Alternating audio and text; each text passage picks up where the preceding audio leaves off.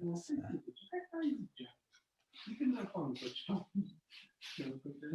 man.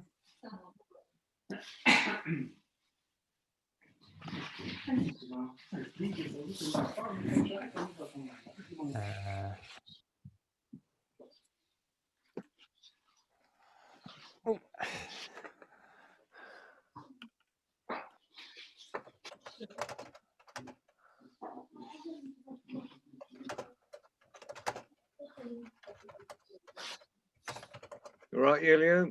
Yeah, all good.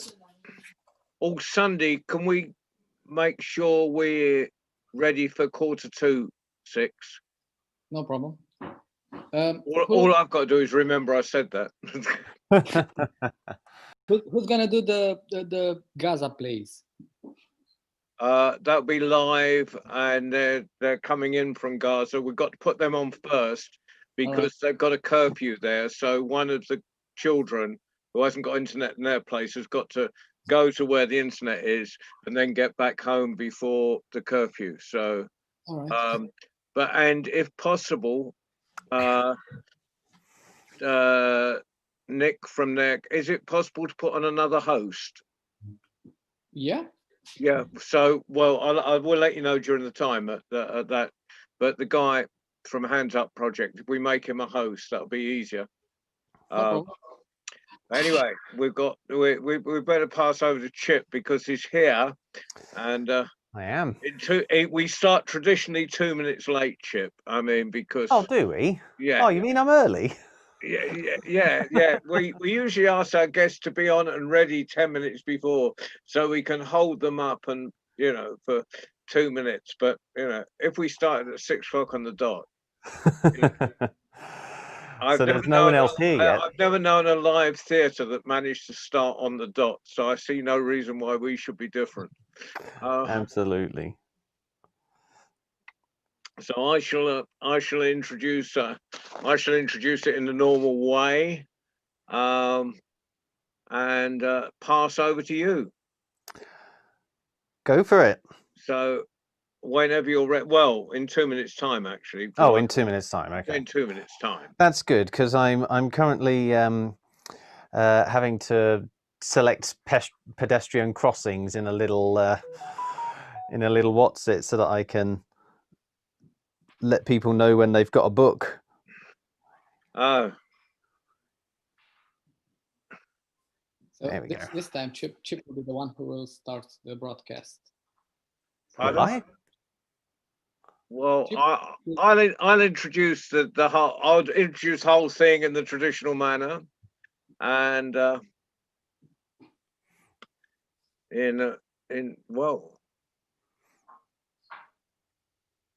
wait till Chip. Have you done your pedestrian crossings? I've done my pedestrian crossings. Yeah. Marvelous. Is everybody? We'll just wait for Mike to take a seat. Hello, Mike. Hello, I'm seated. Hey. Hey. Hello, Mike. Hi, Jeff. Goodness, Mike, is that a beard? Yes, it is. I did some live centering yesterday. Oh. For television, for the television box. It's not going to be on till Christmas, but there's.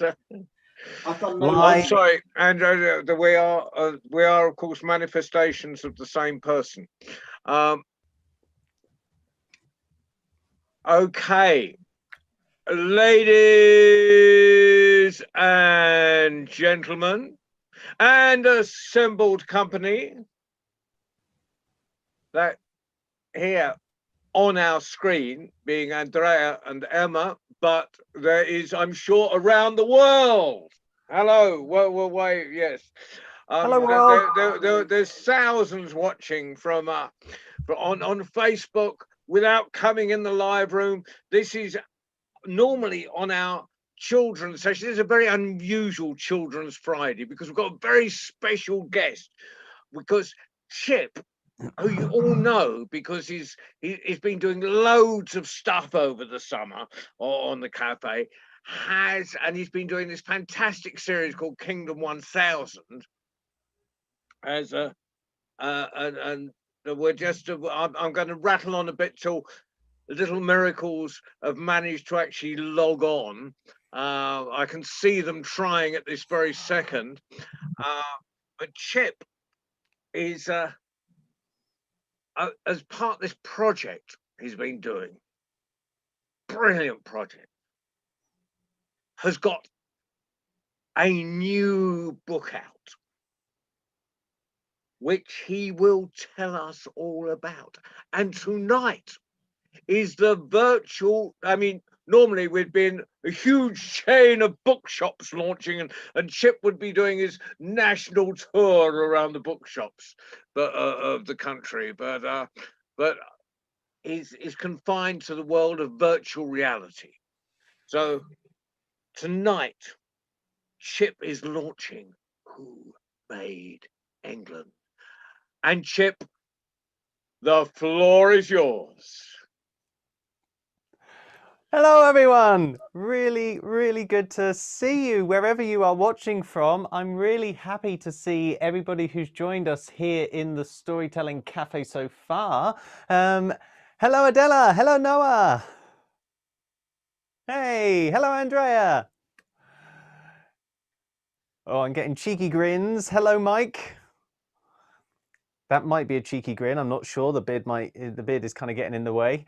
And obviously we've got John, who's got a huge grin. If you are watching this from, say, Facebook or YouTube or Twitter even, because I think it's there as well, please do come into the World Storytelling Cafe and join us. I'd love to see you here. It is worldstorytellingcafe.com. And if you click on the little gold join story button, you'll be right here in the World Storytelling Cafe with us, which will be really exciting because then I can actually share stories and you can help me to tell them, just like these guys are going to do.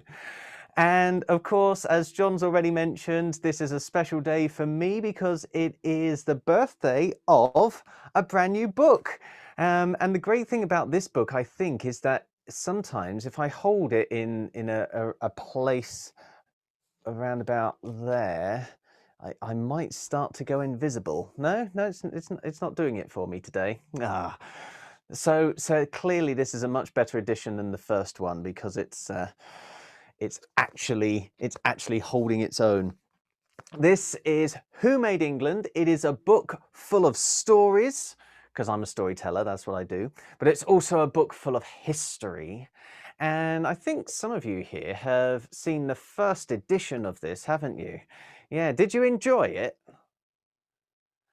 Well, inside this book, I don't know if you can tell from where you're sitting, but this one is a little bit thicker. This one has got more facts in it. It's got more stories. It's even got the devil inside. And I would like to share with you some of my favorite stories from this book this evening to celebrate. But while I'm here, I have also been given a very special pen. I got this from the British Library. It was given to me by a company called Public Lending Right. It's nice and fancy and silver. And I'm going to use this pen to give little squiggles to everybody who buys the book while we are here this evening. So to do that, I think there's actually a button on the World Storytelling Cafe. It's called Tip the Hat. John is nodding sagely at me. So if you click on that and put in the £10 for the cost of the book, then I will squiggle right here live. I should get a little ping on my phone to let me know who you are. It's easier if you do join us in the cafe, though, to make sure I get the right names in the book. So do make sure that you do that. Like, oh, we've got new people. Your names are really far away from me. I can see Hannah. I recognize Hannah. Hello, Hannah. And I can't quite see your name, but it looks like it begins with a Z. I'm going to go for Zeha.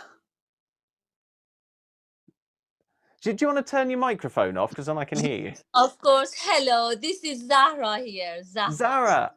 Yes. Oh, I was so close. Hello, Zara. Nice to have you here too. Oh, and Finley. Hello, Finley. Good to see you here.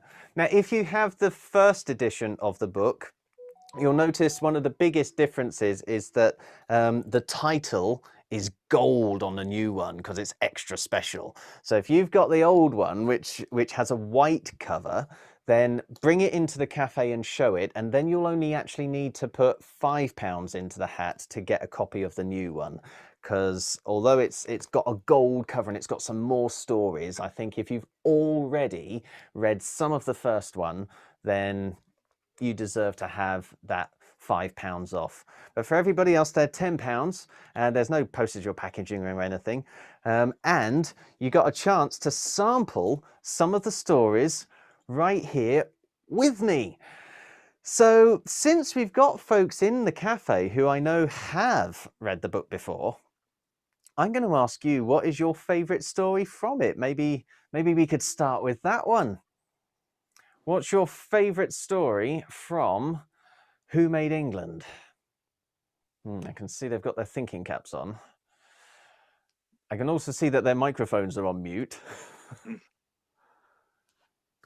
Anyone want? Oh, maybe they're typing something. I can see things appearing in the chat.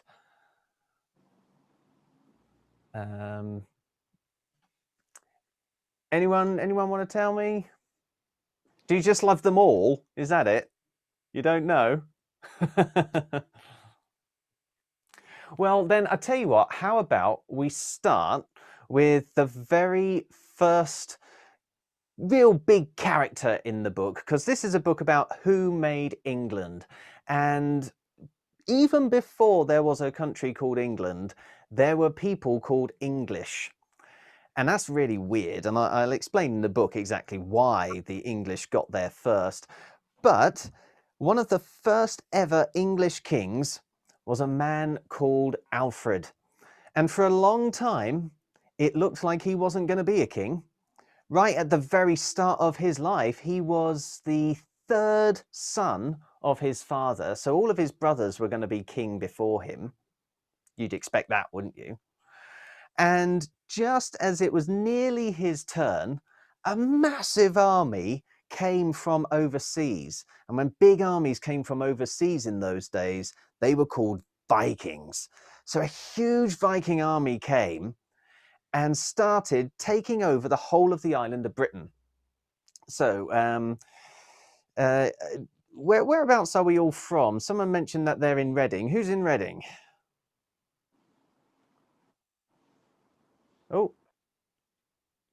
Oh, that's Mike. Mike is waving from Reading. Whereabouts are you, Zara? I am Iranian, but at the moment I'm in London. Oh, okay. Yes. Excellent. So you would have definitely been at the mercy of the Vikings by now. Mike would as well. How about you folks, Adela and Noah? Whereabouts are you at the moment? In Letchworth. Letchworth. Okay, yeah, you'd have been taken over by the Vikings by now. Yeah. John, whereabouts are you? He's on mute too. I'm in Swindon, which is a bit more Alfred's way, but I spent most of my life in Suffolk, which was pretty Viking run over by then. You know, oh yeah, everyone had been there, Romans, everyone. We just laid down. You know, we just carried on what we were doing, whoever was running us. And Finley, I know you are in exactly the same place, aren't you? You are over in the east side of the country near Cambridge and all of that place. So you definitely have had some Vikings pointing a big rusty sword at you and telling you to get down on the floor. Yeah, because they wanted to rule the whole of the island of Britain. And the one country left was a country called Wessex. And it was down in the corner. And that was the country that Alfred's brothers had been in charge of. And when the last one of them died, he became king. And he had to face this huge Viking army. Now, the good news is that Alfred at this time was very good at planning. He was very good at thinking how he might be able to fight back a huge group of Vikings. And in the big battle at the start of this story, his men were actually holding off the Vikings. And it was kind of like one army went this way, but then this army went this way, and then they sort of got stuck in the middle. What Alfred wasn't so good at this time was knowing who to trust. Because a Viking called him forward. This Viking was called Guthrum. He was the big leader of the Vikings, had hair a lot like Noah's and a beard a lot like Mike's. And he said, I'll tell you what, we've been fighting all day. Why don't we just call it a night?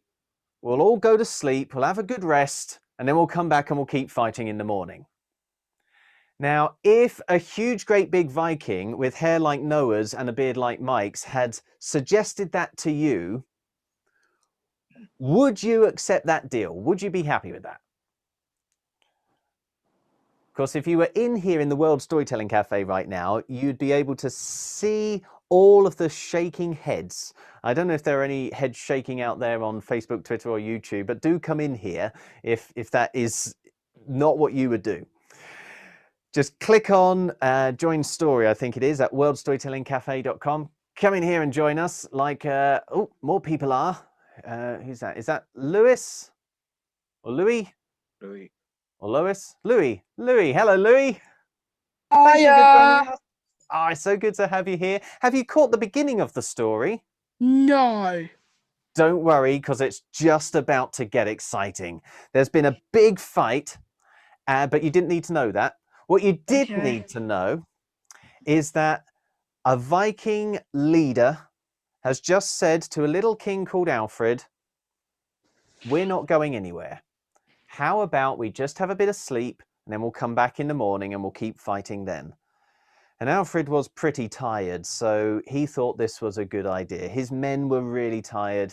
It would be perfect. So they all told their men to turn around and start walking away. The thing is, Guthrum was a liar. And what he did was he told his men to wait just a little bit. And as soon as all of Alfred's men had turned around, they started stabbing them in the back with their swords and their spears. And before Alfred knew what had happened, half of his army was lying down on the floor. And then they were setting fire to his castle. And Alfred had no choice but to run away, run into the forest and hide. Do you know, from that day on, he told himself he was never ever going to forget that moment. He was never ever going to forget the lesson he learned that day. The lesson he learned was never trust a Viking. That was his lesson. What was his lesson?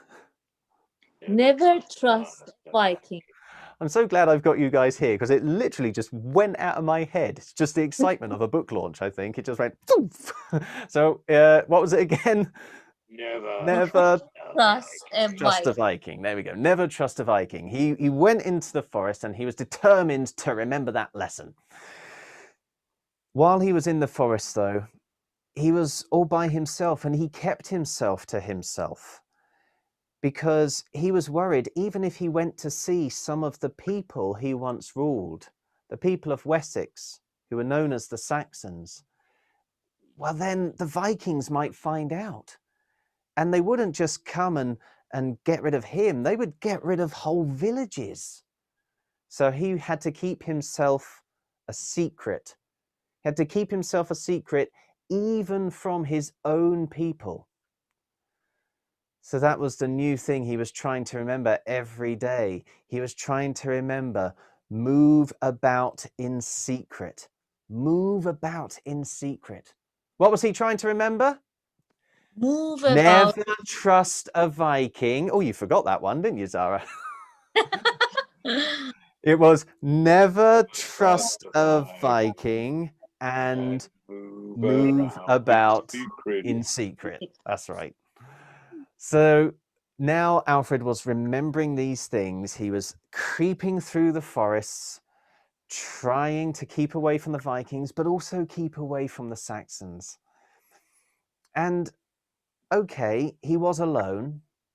But while he was there, he started noticing a few things about the Vikings as he was watching from the shadows behind the bushes and around the trees.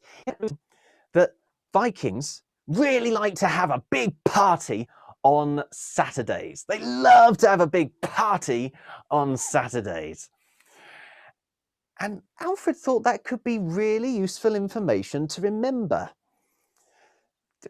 I don't know, maybe if you know that every single Saturday the Vikings are having a party, one day that could be useful information. So he decided he was going to remember Vikings party on Saturdays. Do you think you can remember that with us? What we got to remember? Never trust a Viking. Move about in secret. And Vikings party on Saturdays. Perfect. I'm so glad I've got all of you folks with me. That wasn't the only thing that Alfred noticed about the Vikings, though. He happened to notice that on the day after those parties, the Vikings would have a long lie-in. And I'm sure all of the grown-ups here in the World Storytelling Cafe, you understand what it's like, don't you? If you have a big party, you like to sleep in a long time afterwards. Yeah, which is perfect for the kids because they can get up early in the morning and they can do whatever they like. They can watch telly, they can raid the fridge, and the parents won't even know because they'll be fast asleep. And that's one of the reasons why Alfred thought that could be good to remember as well. Now, I know that there can be regional differences here, so I'm going to take a vote from here in the World Storytelling Cafe in a moment. And remember, if you want to join us in here and you're watching from Facebook, YouTube, Twitter, or the like, click on Join Story on worldstorytellingcafe.com and you'll be in here with us. But the question I'm going to ask you folks, is it lie-in or lay-in? Lion. Lie-in. Thank you, Sue. Oh, hello, Sue. We're going to say lion too. You say lion too. Excellent. We've got lots of liars here. Lion, definitely lion. Definitely lion. Okay, it seems like the majority is lion. So Alfred's got to remember that Vikings lie in on Sundays. Do you think we can remember that? What do we got to remember? Never trust a Viking. Move about in secret. Vikings party on a Saturday. Saturdays, thank you. And Vikings have a lion on Sunday. That's it. Vikings lie in on Sundays. After he had been moving about in secret through the forest for so long, Alfred was beginning to get really hungry. I mean, raspberries and berries and things, they might be delicious, but you can't live off them forever, can you? Not when you're a full-grown man. A bird maybe, but not a full-grown man. And he was also starting to get really hairy and really smelly, just like John, actually. I mean, hairy like John. Thank you. Not the smelly.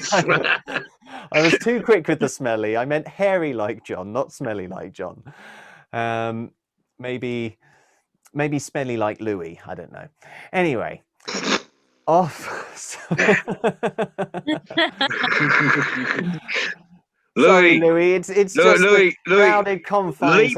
Leap out of your square and smack him on the nose. So there he was in the forest, getting really filthy, really hairy, really smelly. So much more smelly than anybody here in the room, to be honest. And he really needed to get some food and somewhere to rest. And by now he was so hairy, he was pretty sure that even his own people, the Saxons, wouldn't recognize him if they saw him. So he was willing to risk going into a Saxon village and knocking on someone's door. So he knocked on someone's door, and I don't know, can you hear the knock? Yeah. Yeah, you can. Oh, this is a Yeah. pretty good microphone then, isn't it? Do you know what, though? Whenever a storyteller says there was a knock on the door, it's kind of a tradition, isn't it, John, for everybody in the audience Everyone. to knock as well. So let's say he knocked on the door and it was opened by a very cautious woman.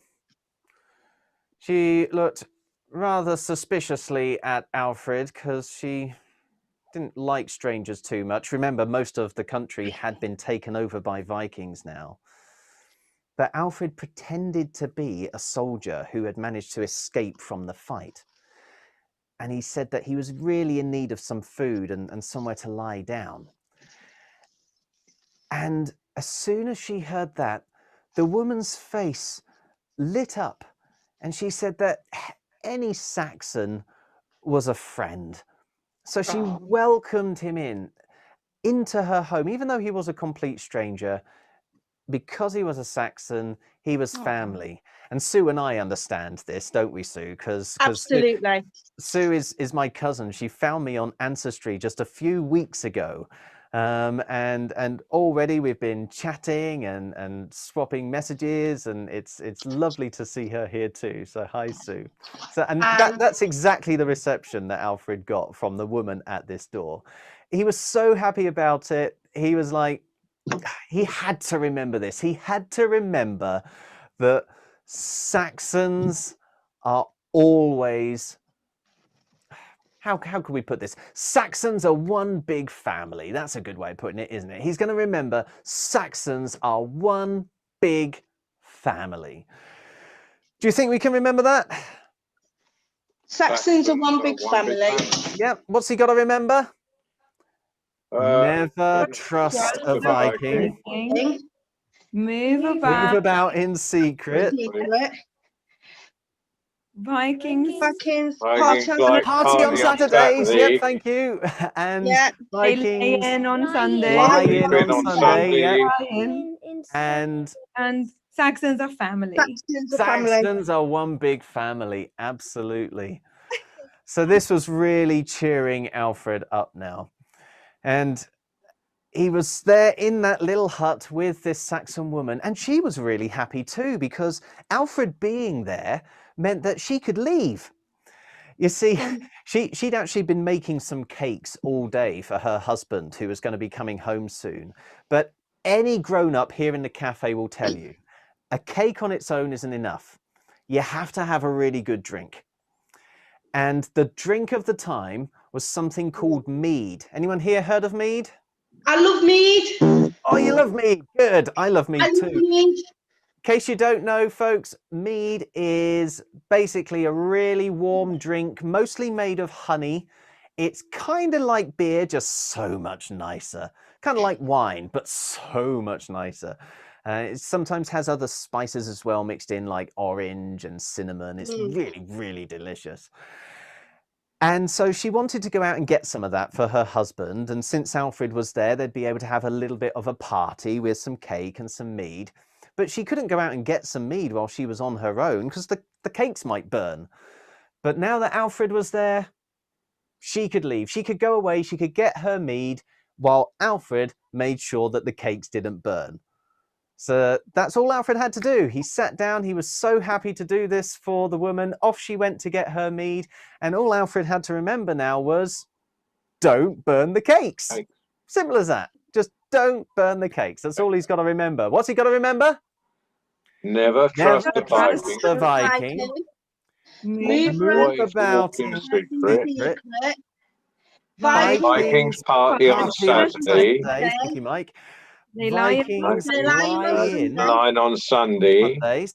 Saxons are one big family. Saxons one big family, And never burn the cake. don't burn the cakes. That's right. Okay, we've got everything. Don't burn the cakes. So there he was, sitting there in that little hut, watching those cakes. And he could see the fire underneath the cakes, warming them up, cooking them up nicely. And as he looked into that fire, it reminded him of the betrayal that the Vikings had made back in that battle at the start of this story. Because you'll remember that after they had laid waste to all of his army, they then set fire to his castle as well. And he'd been able to smell the horrible stench of his castle just burning and crumbling to pieces. It reminded him of that very first thing he'd wanted to remember after that battle, which was... Never trust a Viking. Never trust a Viking. Don't worry, everybody's got their microphones on mute. That's why you couldn't hear them there. Never trust a Viking. And as he watched those flames and remembered those flames, he began to go back to being the man he once was, the man who was really good at planning. And he started to think of what he needed to do. He needed to go and get a new army. I mean, that was going to be tough enough, but to do that, all he needed to do was sneak around. What was that thing he'd been remembering in the forest? Move about in secret. All he needed to do was move about in secret and talk to the Saxons like the woman there in the hut. Because they would be able to amass an army. They'd be able to all come together and prepare to fight on a day when the Vikings wouldn't really be around. And of course, that day was going to be a Saturday, wasn't it? Because what do Vikings do on Saturdays? Party. Vikings party on Saturdays. Absolutely. So it was perfect. All he needed to do was move about in secret, gather up all of these different Saxons, and they could then assemble an army on a Saturday. And then, of course, they could attack while all of the Vikings were sleeping. I mean, what's a day when you're going to find the Vikings asleep? Sunday, of course. Vikings lie in on Sunday. All he needed to do was gather up this army on a Saturday, and then on the Sunday, that's when they would attack. Now, what would be a good day to attack? That's the thing. Seeing the flames reminded Alfred of a day that was very special to Christians, and Alfred himself was a Christian.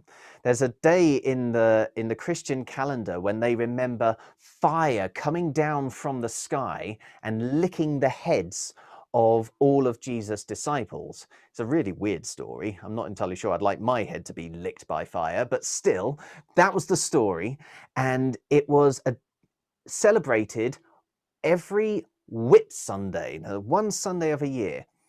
And that wasn't too far away. It was the perfect day to choose because pretty much all of the Saxons would know when Whit Sunday was. So it would be a way that Alfred could say, meet the Saturday before Whit Sunday, and then on Whit Sunday, we're going to attack. And we'll have all of the glory of God behind us and stuff like that. But where would they meet? That was the other thing he needed to think of. And as he looked at those cakes that were getting harder and harder on that tray, and it reminded him of stones, he thought of Egbert's stone. Egbert's stone was his grandfather's stone, and his grandfather had once ruled the whole of the island of Britain.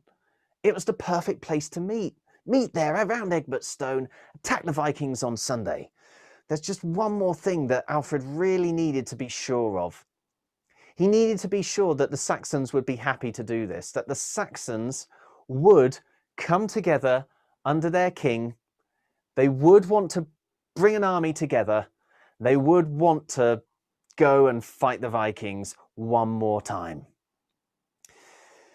Do you think the Saxons would do that?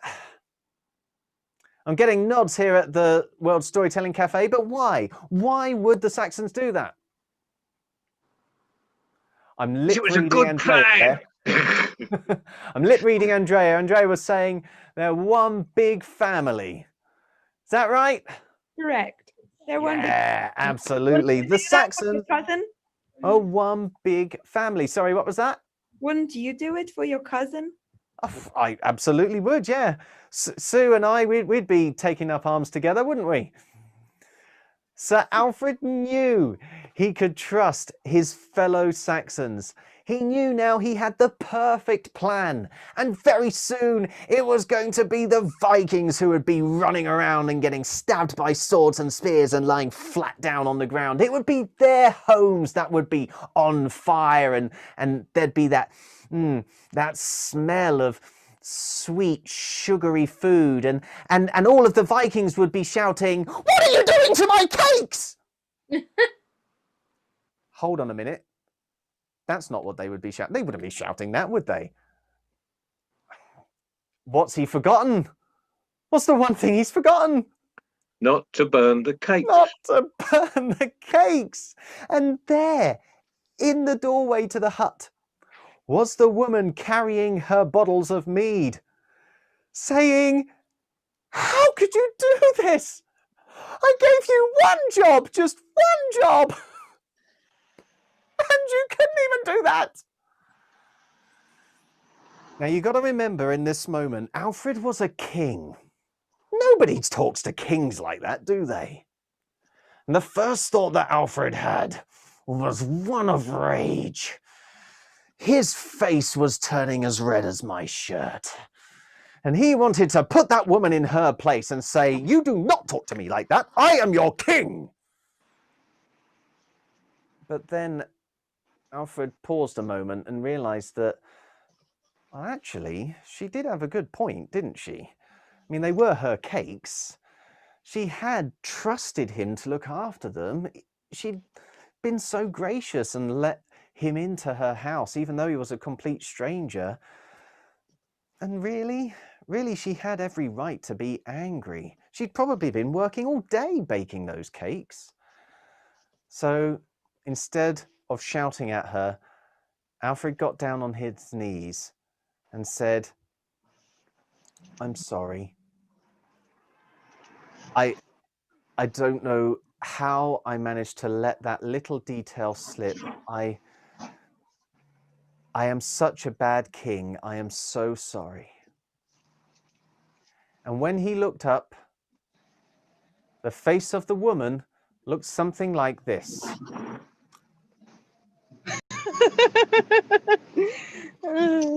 Because now she recognized him. He was her king.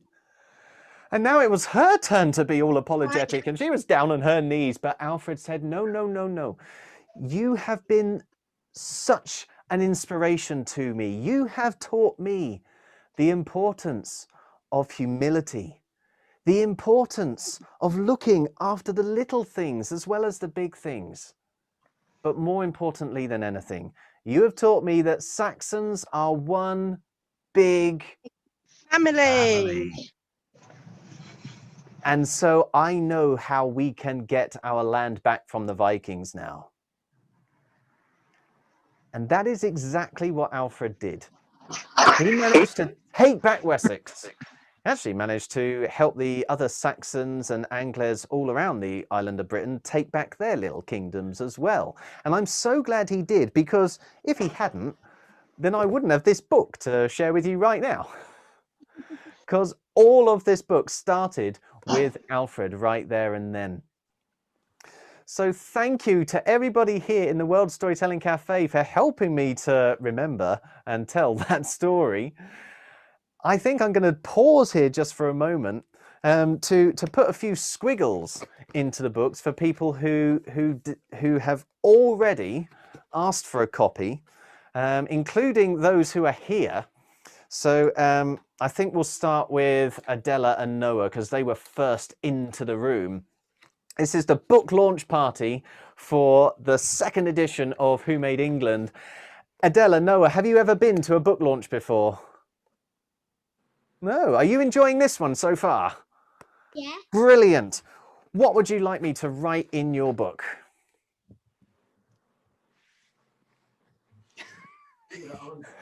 They've gone completely silent. You can see the cogs whirring.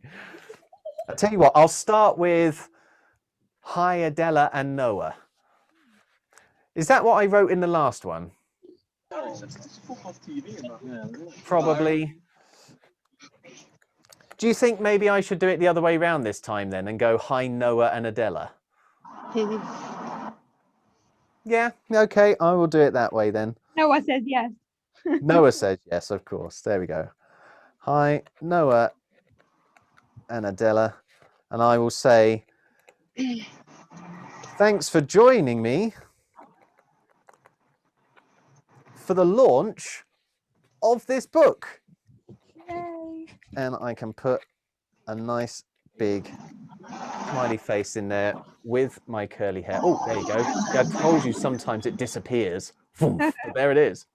It's gone. It's there. It's gone. Magic. It even hides me. I'm not writing the full message right now because I'm sure we want to get back to stories, but I will finish it off later. Just have a look at how amazing this pen is. It's a really good. This is the first time I've used this pen.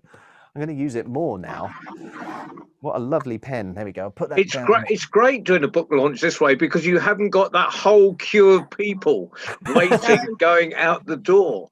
We can actually sit down and wait for you to sign. Now, the next one in here who has got a book already, I think, is Finley. Finley's maybe sitting down beside his mum. His mum's trying to get him back in. Hello, Finley. I'm signing your book now.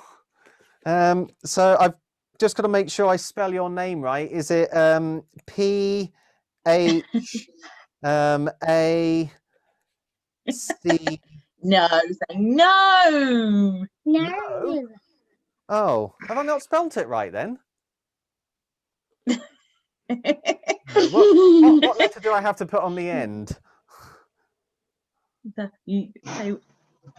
Why? Why? Well, because if I don't know, then I can't put it on the end.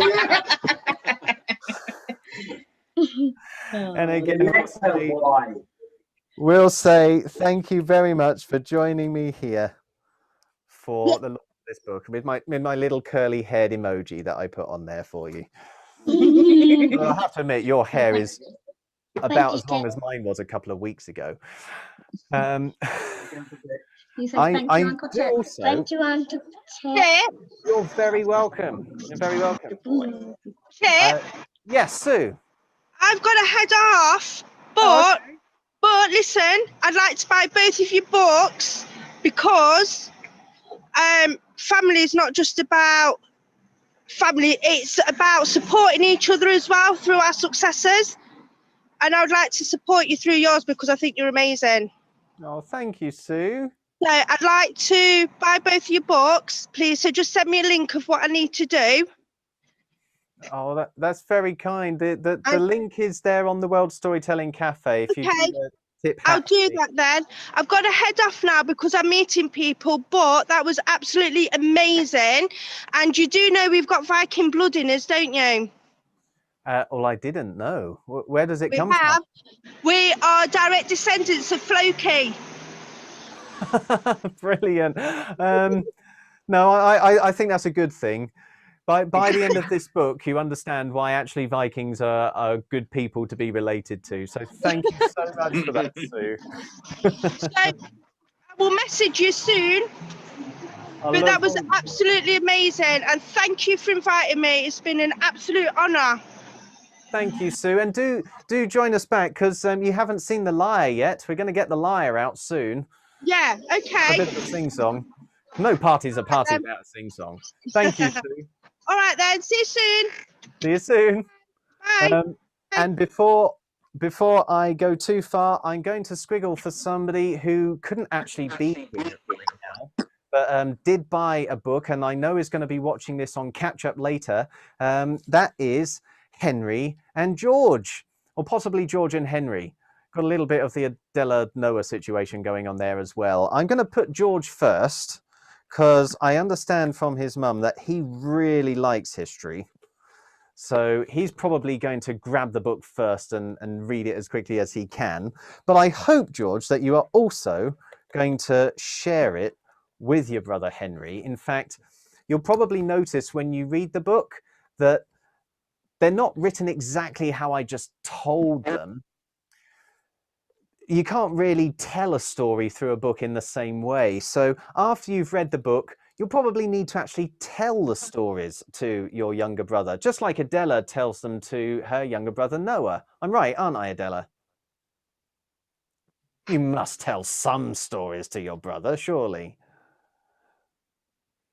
Not yet, is what you're saying, right? Not yet. Good. And of course, one of the things that a book definitely can't do is sing to you. Well, not a book like this anyway. I realized as I was saying that there are little books that you can get where you press buttons on the side and they do play music. But this is a history book. There aren't many history books that could sing to you. But Alfred, who we've already spoken quite a lot about, Alfred loved to play an instrument called the lyre. And where can I put this down? I'll pop that there. This is what a lyre looks like. Now, Adela, you've seen this before because you joined one of our... getting you the wrong way around, Colquhoun.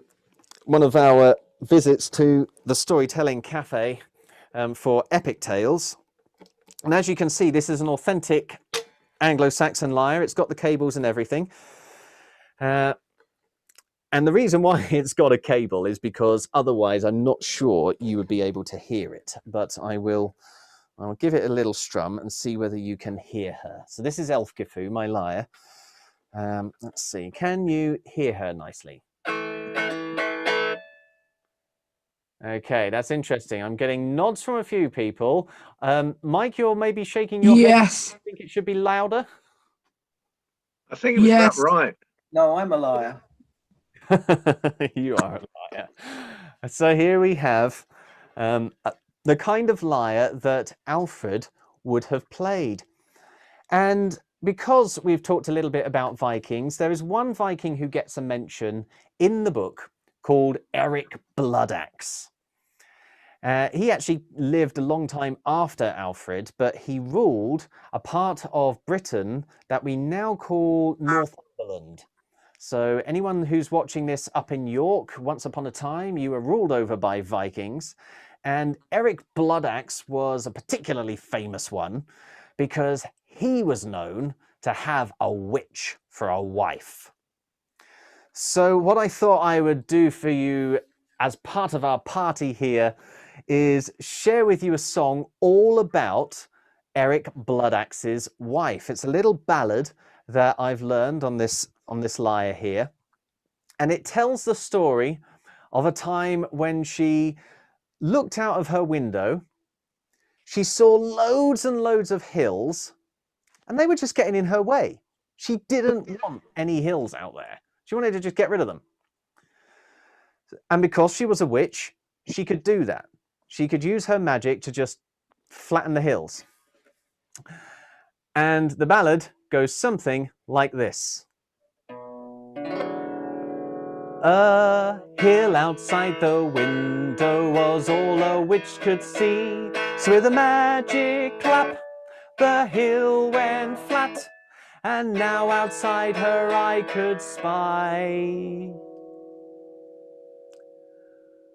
Okay, this is really embarrassing, but I've just forgotten the words. How embarrassing is that? My book launch right here, and I've completely forgotten the words. But I'll tell you what, while I'm waiting for the words to come back into my head, this is the perfect opportunity for me to teach you the actions that go with this song. Because, of course, while I'm playing a lyre, it's very difficult for me to actually do any actions. But there are some great ones. So, Louis, I know that you'll be great at these. So let's see, how does it go again? What you do is you take your hand and you make a hill first. So you go, a hill outside the window, just like that, nice big hill. And then you go, was all a witch, make a witchy face, could see, like that.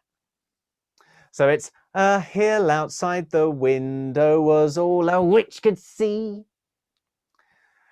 And here comes the bit that's really fun to do in an online cafe like this. We're going to do a magic clap. The magic clap is 2 claps like this. I wonder if we can get them all at the same time. With a magic clap.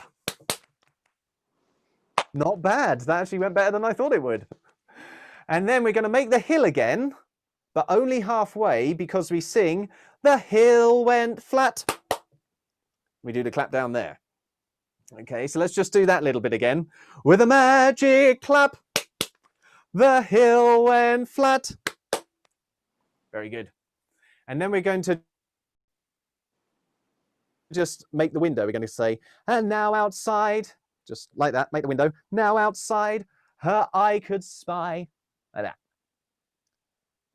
Still can't actually remember what she could spy, but I'm sure by the time we go through the song, me playing it, you doing all of those actions, it'll come back into my head and we'll be able to go on. So let's just do one more go before I pick up the lyre again, with all of the actions, me joining in with you. Here we go.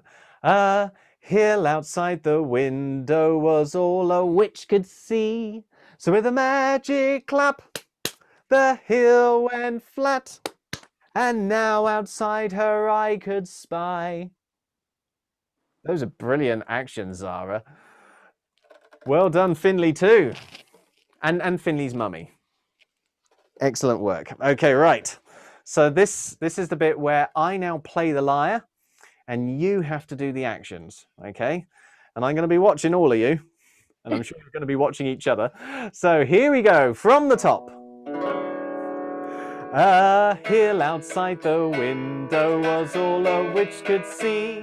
So with a magic clap, the hill went flat. And now outside her eye could spy. No, it's completely gone from my head. So I tell you what, while I'm trying to remember for the actual words, maybe someone here at the cafe can suggest something that she might be able to see now that the hill is gone. What could be there? If you flattened a hill, what are you likely to see in a field or something? Yeah, Louis, if you take your microphone off, I might be able to hear you. So I know my favorite animal. Yeah? It has to be a shark. A shark? Yes. In a field? He's my favorite animal. Your favorite animal? Is it a shark with legs? No. No. Okay. It's from sea. So it's a very lost shark. Yes, there is. Yeah, it's a family of sharks. So. Oh, okay. Fantastic. Okay. Well, what I liked about that and his friends.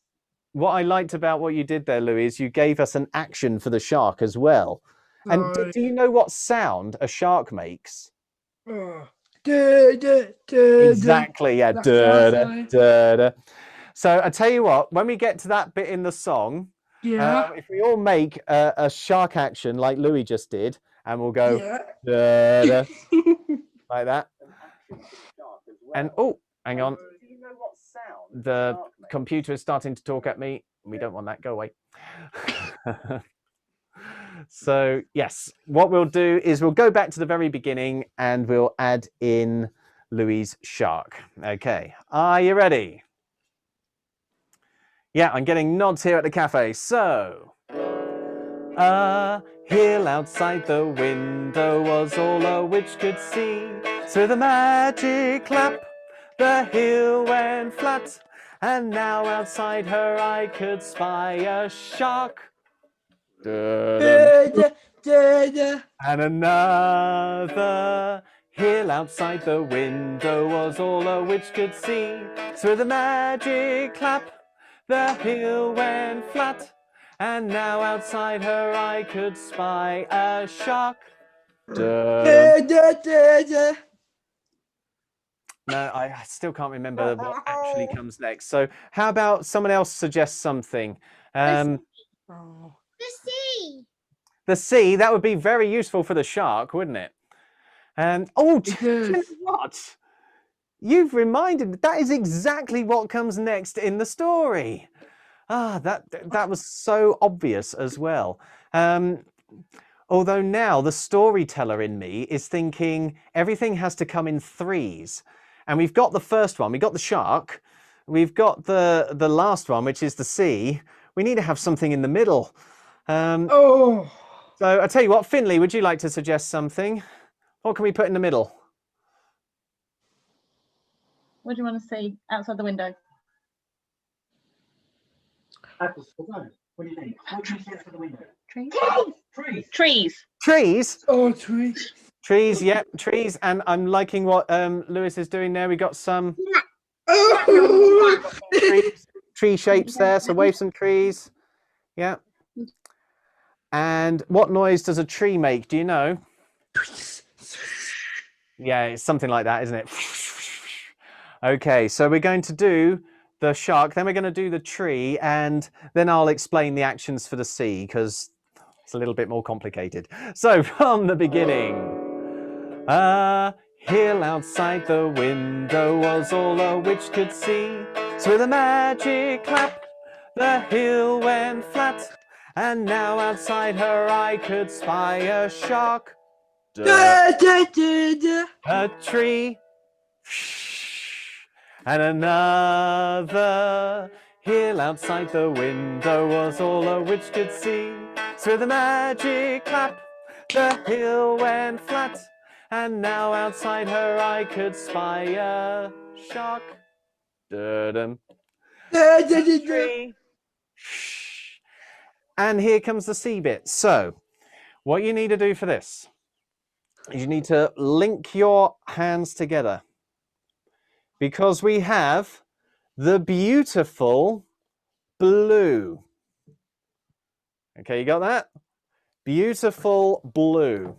See if you can do it both ways round. So when the moon is over there and when the moon is over there. And then we do the watery, salty, and then you can do whatever you like for the last word, which is just sea. I mean, you could sing and like pose like an opera singer. You could dance, you could do a spin, you could wave off into the distance. Yeah. Looks like Adela's grabbing hold of a sailing boat, like or even doing the first scene of Titanic, you know, hanging off from the edge there. There we go. So that's what we want to see at the end. Oh, there we go. We got Finley doing his dance moves as well. And Lewis too. Fantastic. Excellent. Okay. It's not Lewis. It's not Lewis. It's W-Y. Okay. Mine is I and Louis. S. Louis. Gotcha. Yes, I will that's try and remember right. that. Sorry, It's Louis. my name. I will remember that. Don't worry. I'll get it stuck in my head. Especially now that I've got those fantastic dance moves to follow. Okay. So let's just do that last little bit again. It is beautiful, blue, and watery, salty, sea. See all the brilliant dancing going on here. Right. Let's go back to the beginning, though. A hill outside the window was all a witch could see. So with a magic clap, the hill went flat, and now outside her eye could spy a shark. A tree. And a beautiful blue and watery salty sea. If you can sing it faster, a shark. A tree. And a beautiful blue and watery salty sea. If you can sing it faster, a shark. A tree. And a beautiful blue and watery salty, beautiful blue and watery salty, beautiful blue and watery salty sea. There we go. We got some fantastic dancing here. John, I don't think I've ever seen you move so fast. Thank you very much. There you go, folks. That's a story you will not find in the book because, sadly, the book can't play the song to you.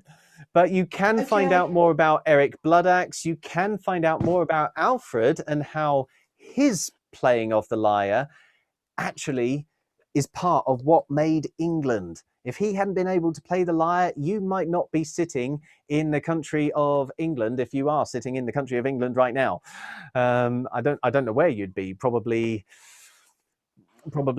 Denmark Mark II or something. Denmark II. Let me just see for a moment if there's anybody else who's expecting me to do a squiggle, because hopefully my phone here will tell me. Was Eric Bloodaxe the first patron of poetry in this country? I don't think he was. Because isn't that why they named Bloodaxe Press? which is the biggest poetry press in the country. After he was one of the Where first do people to put out money to poets. Where were they founded? Because I imagine they may have taken that name because they were based up north. Possibly.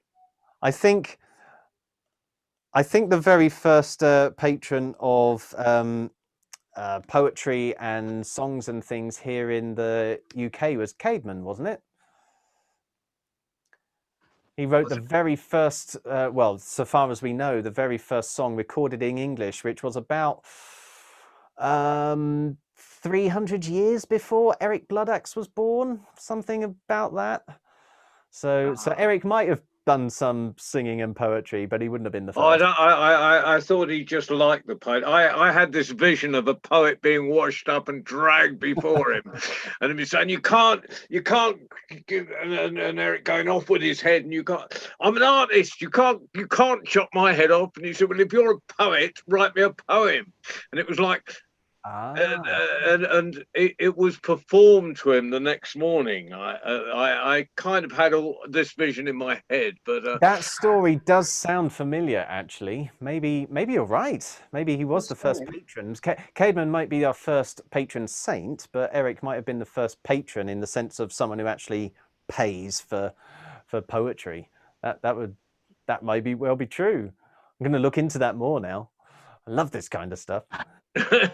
I noticed someone in the Zoom chat said that they had sent some money over, but I don't know.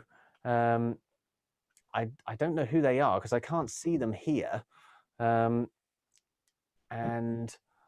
I can't see it in there either. But I would like to make sure you get your copy signed. So I've got it coming up here as. Oh, is that you, Mike?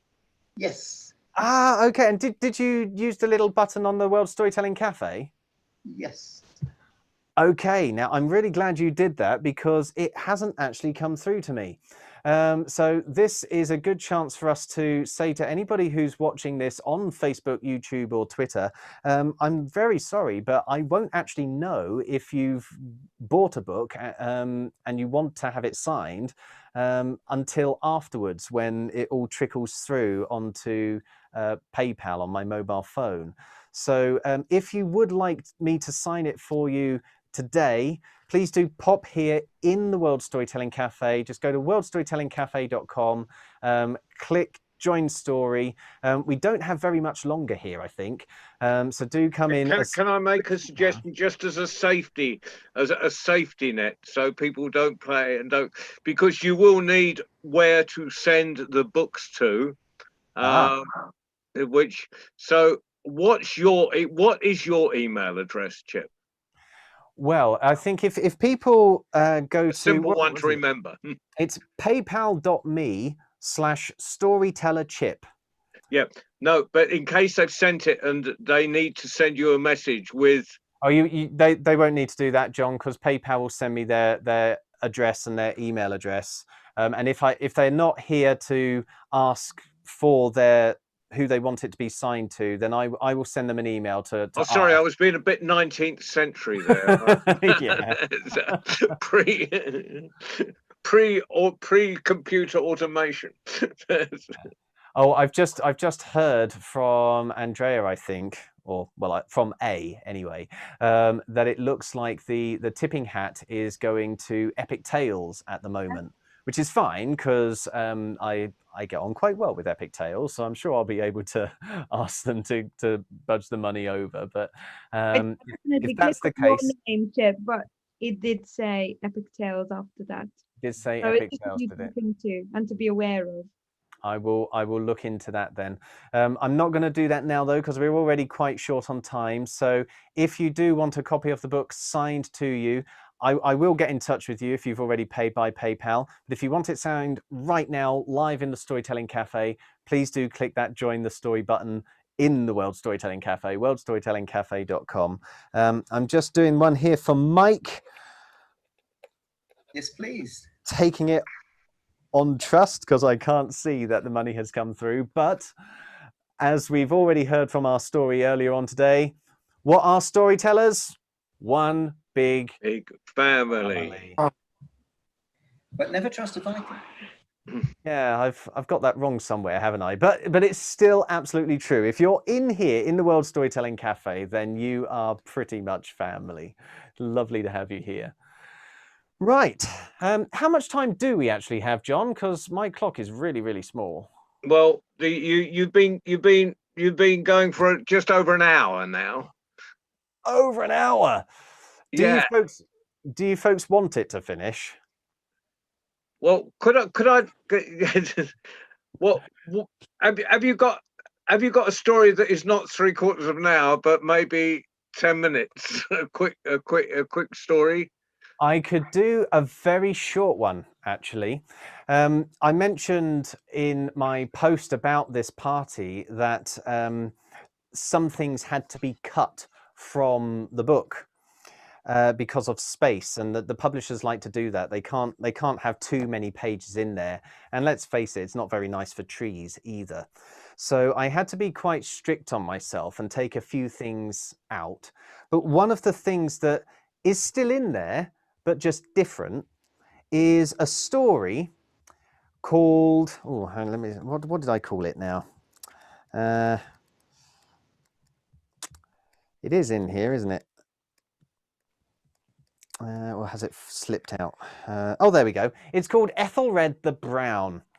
And actually, in this book, it's only about half a page. Well, a whole page, because it has a picture as well. Wonderful picture from Dave Hingley, who did all of the brilliant cover illustrations and the animation that you saw to get here. But I'd actually originally written that as a poem. And you can't put it in there as a poem because it would have taken up too many pages. But since we've got a little bit more time here, why don't I share it with you as a poem now? Now, the way this poem works is we'll actually do it, I think, three times each line. And the first line, I'm going to do an action and a sound effect. The second time we do it, that's your chance to practice joining in. And the third time, we are going to have everybody doing it at the same time. So take your microphones off if your microphones are on. I want to hear all of you. This is the story of Ethelred the Brown. When Ethelred was just a baby prince. When Ethelred was just a baby prince. When Ethelred was just a baby prince. He was taken to the church to be blessed. He was taken to the church to be blessed. He was taken to the church to be blessed. As the priest dipped him in to the holy water. As the priest dipped him into the holy water. As the priest dipped him in to the holy water. As the priest dipped him into the holy water. As the priest dipped him in to the holy water. As the priest dipped him in to the holy. A strange smell crept up his nose. A strange smell crept up his nose. A strange smell crept up his nose. And he noticed a brown patch on the nappy. He noticed a brown patch on the nappy. He noticed a brown patch on the nappy. And he said, "This is a sign from God." This is a sign from God. This is a sign from God. If this baby becomes a king, Still.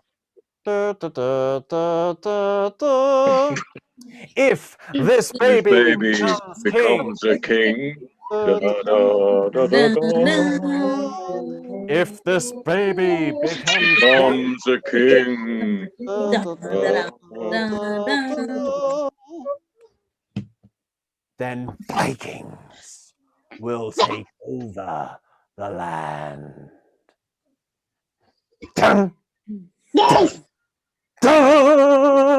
Oh, Then Vikings will take over the land. and Vikings will take over the land. Dun, dun. Then Vikings will Vikings take will over Take take the over the land. Da, take over da. the Dun, land. dun. Thank you ever so much, everybody, for being here today and helping me to share these stories. If you're watching this and you just tuned in for that, then I'm afraid to say it came true. That little baby, Prince Ethelred, he did become a king. And very soon after that, Vikings took over the land. And in many ways, they're still running it right now. Whoa. Cheerio, Louis, are you off? Big round of applause for Chip. Thank you so much for being here. Thank you, Chip. And a few notices before we go. We've got some amazing stuff coming up. Oh, before you start, John, let's make sure that the screen is flipped to you, because I think it's still on me at the moment. That's okay.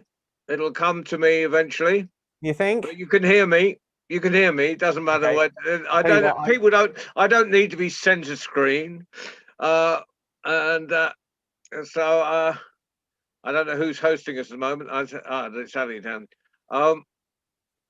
But Sunday, we've got 2 plays by school children from Gaza, and we've got Liz Mungrel from in New Mexico, and that's at 6 o'clock. On Monday, we've got stories from all over, and I think Zara is going to maybe even to give us a story about wise or foolish rulers. And Tuesday, I'm particularly excited about because we've got the first International Young Tellers Night. We're going to have a regular Tuesday night for young tellers, for teenage tellers, mainly. And we've got this week, we've got tellers from the UK, from Romania, from Nepal, and from Palestine. So it's going to be a brilliant International Young Tellers Night. So, and next week, next Friday, I'm doing the Children's Night, and we're going to be doing interactive stories. Louis enjoys this, I know, making up stories together, as well as just... I think I'm on Friday. Excellent. Okay. We'll look forward to seeing you, Louis. I don't know, Mum. I don't know. Well, it doesn't matter. We'll see you sometime. We'll see you all sometime. Please come back to us. And it's been a fantastic night. A big round of applause for Chip. Oh, thank you very much. Thank you. Yeah. Really, that's one of the most fun book launches I've ever been to in the whole of my existence. Oh, kind of you to say, John. Thank you so much. Thank you. Thank you. I look forward to seeing you all around again soon. Tia, Yes. before we go, I actually one thing. What's your Black History hero? What's your Black History hero? Oh, that's a really good question.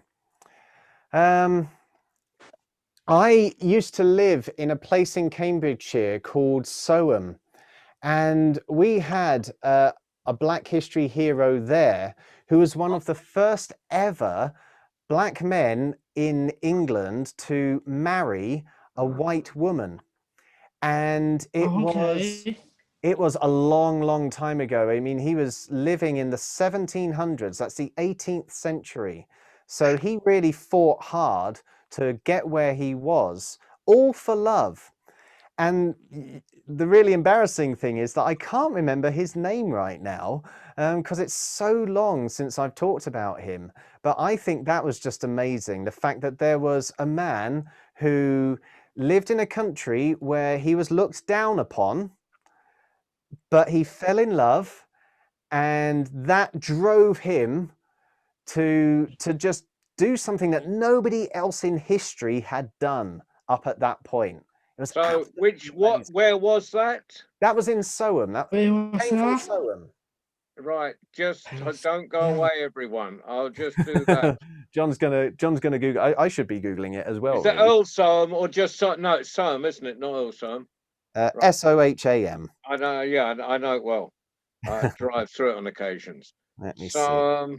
Black history. If I put Soham Black history, that might even come up. It might do. I found it. It's in an article in the Ely Standard. Ah, you've been quick. Sorry, I've been doing it a bit before you. That's all. I started a bit before. Right. Title is Marriage to a Soham Woman is Among a Slave's Records in Cambridgeshire Archives. It must be what you're talking about. Yeah, I'm going there. So has it got his name there? Oh yeah, Olaudah Equiano, also known as Gustavus Vasa. Is that it? Yep, Olaudah. Olaudah. That's quite a special name. No wonder you didn't remember it. I know. Well, it is. Am I right? It's spelt. There's a W in there somewhere. What here is just Olaudah. Oh, L-A-U. Okay. Maybe it's his last name or something then. And then Equiano, just like equus, like horse. You know, Equiano. So yeah, it is a hard name to remember. They had fun names back then, but I should remember it. I should remember it more, especially now, because there is always the first person who comes to mind when I'm thinking of. I mean, it's amazing that. I mean, the other thing is that I mean, he was a slave and he educated himself, became literate, wrote his own wrote an autobiography. That's the one. I thought I'd come across this before. An interesting narrative of the life of Olaudah Equiano, or Gustavus Vasa, the African, first published in 1789, which is, you know, so actually, and made himself incredibly wealthy. So that's right. There you go, folks. I mean, as a Black History hero, you've got someone who manages to have the first wedding of his kind, manages to publish a book as well, and do so much that people like him just weren't allowed to do back then. So that, I think, makes him a pretty solid hero, don't you think, Louis? Yes. Excellent. So Louis, whereabouts are you? You're in the Fens somewhere, aren't you? Me? Which Stamford. Pardon? Mum, come here, Mum, come here. Please come here. Sorry, John, I lost who you were talking. I'm in Stamford. Stamford. Oh, okay. Stamford. So that's not too far away from Soham. No, it's not. So yeah, you've been in the same sort of area. Excellent. Who's your Black History hero then, Louis? Oh, it's my favourite. I got two for me. Two? Okay. Yes. My first favourite one is going to be Martin Luther King, because he's a brilliant writer. I love his singing. No, he's not singing at all. He does his own song about black and white. That's right. I've been everyone together. And my final second Black History hero goes to Willie Williams, the female tennis player. Tennis player. You're getting thumbs up from others here in the cafe. I think they like her too. So she's in tennis at Wimbledon. Thank you so much for asking that question, Louis. It was a great question. I want to find out what everybody else is now. Can I ask you, Zara, since your microphone's off? I have to think. I have to think a bit more. I think Martin Luther King is for me also a good hero, a great example to remember and to learn from. Yeah. How about you, Adela? Have you thought about who your Black History hero is? Andrea? No, this Not is sure. we're going to have to go and do some research now. Yeah. No, There but the thing is, there are so many to choose from as well, because there have been so many people who have done incredible things, even in really recent years. But you can go back. I heard a story. Again, I can't remember the names because I've only heard it once. But a long time ago, when the Romans ruled Britain, there was a black man here as well who rose up through the ranks of slavery, broke out of them, married a Roman, and ended up freeing some of their slaves. And that all happened right here on the island of Britain, well before any of the stories that we were telling, you know, just a little while ago about Alfred and Eric Bloodaxe and that. All of this stuff has happened throughout history, but the best thing about the last 100 years is that it's been happening more and more and more and more. And soon, I think we'll be able to say quite honestly, in fact, I think we can even say this now, pretty much every single person who is black is a hero, because they are doing things now. They're living in an age right now where they are really fighting non-stop to have that equality that they absolutely should have. So again, thank you, Louis, for bringing that up. It's a good question. I mean, you've got us, every single one of us here in the World Storytelling Cafe are thinking about it now. Yeah. So Well, you can be our Friday Black nights do History tend as to well. be Louis' nights. Louis runs Friday nights in reality. You are a Black History I hero there, pretend Louis, to be clearly. the compere, but they're really Louis' nights. Again, thank you, everybody. I've heard a knock at the door, which I think was our food being delivered. So I should probably... Yeah, let's hope it's the food, not the police. Thank you again, everyone. I look forward to seeing you again soon. Okay. Me